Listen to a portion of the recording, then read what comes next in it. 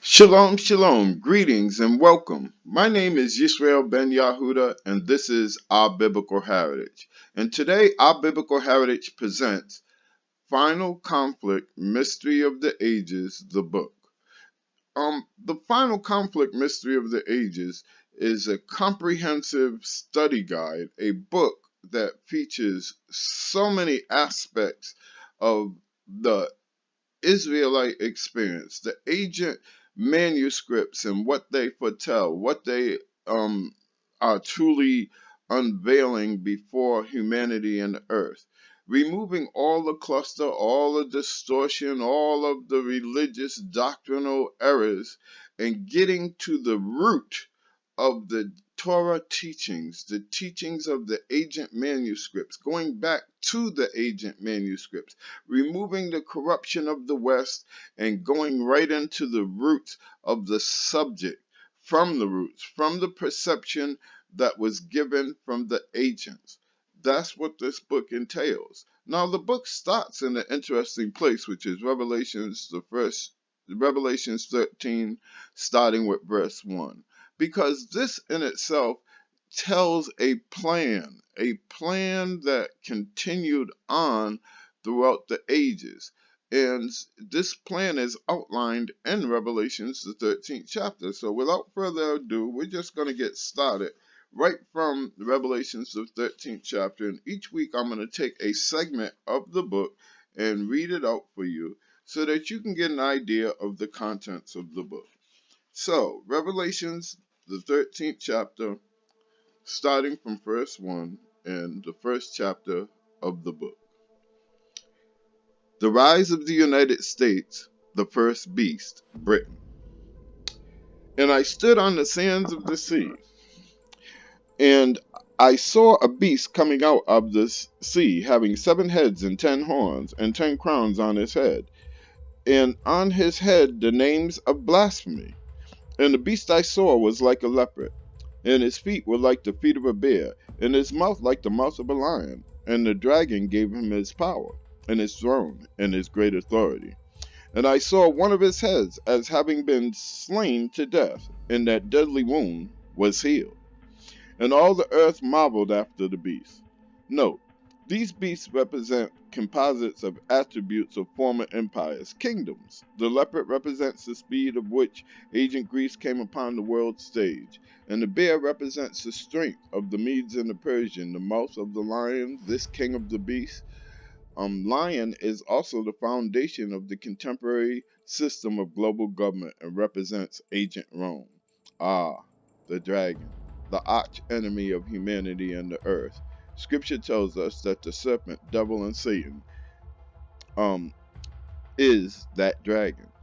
Modern religion has failed to do is transform traditional beliefs into a realistic perspective. They present to the untrained masses a fictional character, a ghost, a spook, a spirit. But Satan the adversary isn't presented as a ghost until you get to Paul's writings. Throughout the scriptures of what is called the Old Testament, he is presented as an angel, Melachim, in the native Hebrew language. A rebel angel filled with envy for the Creator's earthen family of children, who devises a plan of infiltration into the gene pool of humanity. Increase corruption on the earth. Genesis 6. And it came to be, when man began to increase on the face of the earth, and daughters were born to them, that the sons of Elohim saw the daughters that they were good, and they took wives for themselves, all that they chose. And Yahweh said, my spirit shall not strive with man forever in his going astray, for he is flesh, and his days shall be.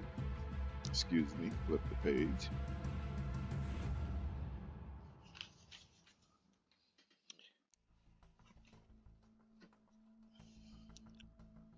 120 years. There were Nephilim on the earth in those days, and afterwards, when the sons of Elohim came to the daughters of men and bore children to them. These were the mighty men who were of old, the men of name. No, so instead of seeking a ghost, we should be seeking who and when the infiltration took place, and the consequences of this infiltration. This will be covered further along in this book. Continuing with Revelations 13. And they worshiped the dragon who gave them authority to the beast, and worshiped the beast, saying, Who is like the beast? Who is able to make war with him? Here again, modern society blurs our perception. What do people perceive when coming across the English Eurocentral term worship? Well, a member of some religious organization either singing, clapping, prostrating down on their knees in prayer. Well, that perception is not all wrong, but it's tainted by the culture we are born into, not the culture that first defined the real term. A look into the language. It's derived from the word that speaks of literally a dog licking the hand of his master in submission. That word is the Greek 4352. You can find that in the Strong Concordance and other Bible dictionaries. And it says to kiss a hand towards one in a token of reverence, submission, honor, respect, like kissing the hand of the Queen of England or the Pope's ring. It is you humbling to authority, acknowledging authority, serving that authority, rather good, and in this case, evil. Among the Orientals, which is to say Northeast African, especially the Persians, to fall upon the knee and touch the ground with the forehead is an expression of profound reverence. In the New Testament, by kneeling or prostration to homage to one or make obeisance, whether in order to express respect or to make supplication, use of homage shown to men and beings of superior rank. In other words, authority. So this is to say that this worship is submission, is humbling, and actually just giving oneself under the control and power of someone's claimed or perceived authority.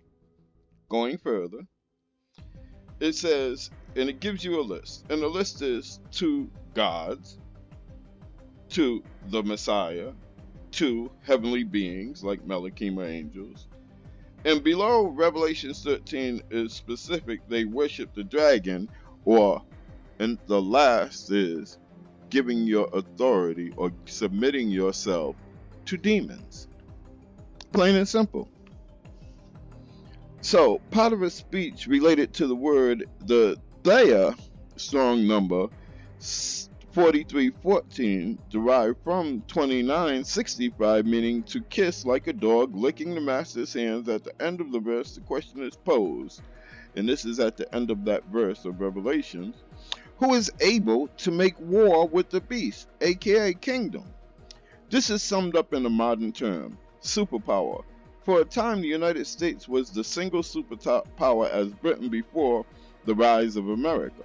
This status empire gained through military expansion and created an army of great strength. Britain held this distinction for a very long time.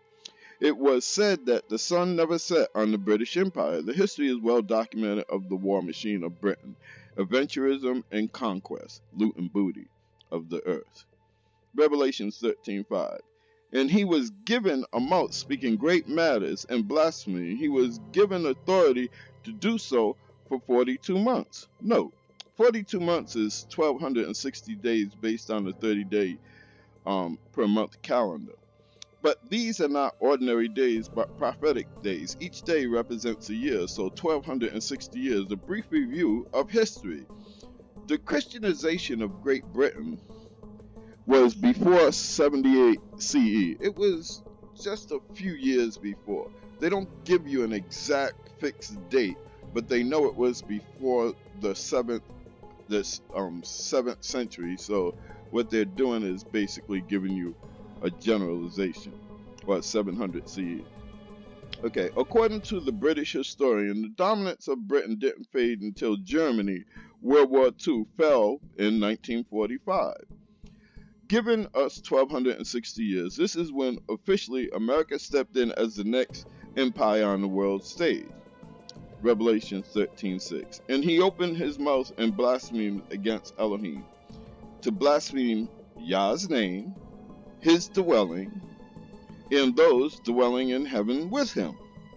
And it was given to him to fight with the set apart ones. That means to fight against Israel, the nation, the ones that Yah set aside. It gave him power to fight against them, the set apart ones, and I want this to be clear, and to overcome them. These are two things. One is war against you, one is overcoming you. That means that they have been successful in subduing you. So, moving on, it says that he was given this power not only to fight, but to overcome them. And authority was given to him over every tribe, every tongue, and every nation, and all those dwelling on the earth whose names have not been written in the book of life of the Lamb who was slain from the foundation of the world shall worship him. If anyone has an ear, let him hear. Now this is very important, because this is like a tag that the Most High in his wisdom is giving.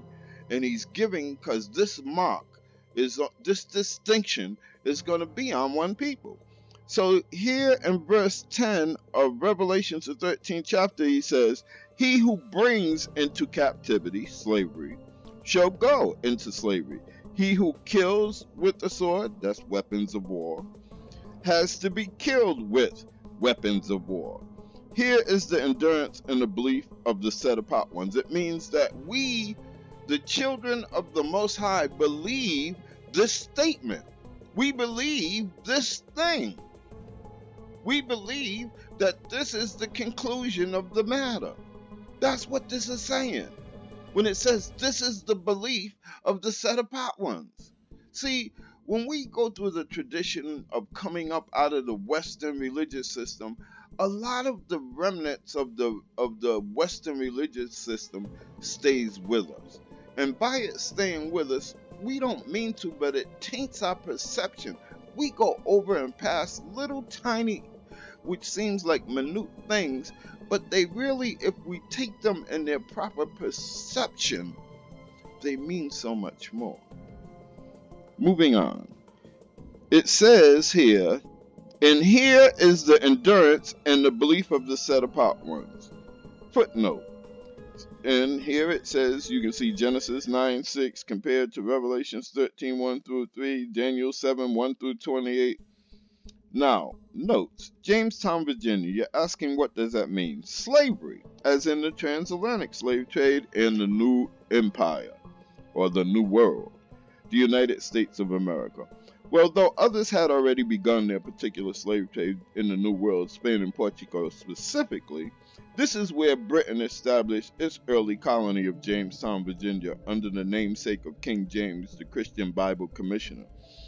And it is specific colony that received the first slaves from Africa on England or Britain's behalf.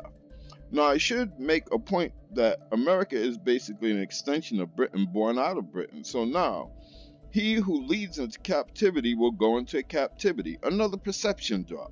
Slavery doesn't always mean chains carried over across the ocean to a strange nation. No, it means to be bound and held, get this y'all, as prisoners of war. Let me say that again. To be bound or held as prisoners of war. And if you don't think that you're in a war, if you don't think you're in a battle, the war has been declared against you since the first century of the Common Era and even before. But we're talking about under this power. And let's make that clear.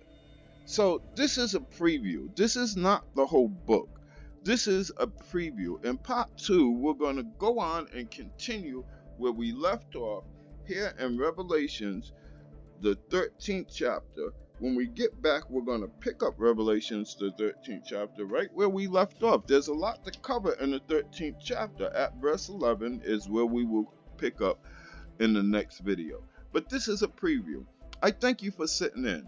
And I'm not going to make these previews long, but I am going to make them adequate so that you can get the perception, the concept, the flow of the book. And I thank you for tuning in and taking these few short minutes to spend with me. And I hope that the Most High will bless you. He will rest his countenance upon you and grant you peace. My name is Yisrael Ben Yahuda, and this is Our Biblical Heritage. Shalom.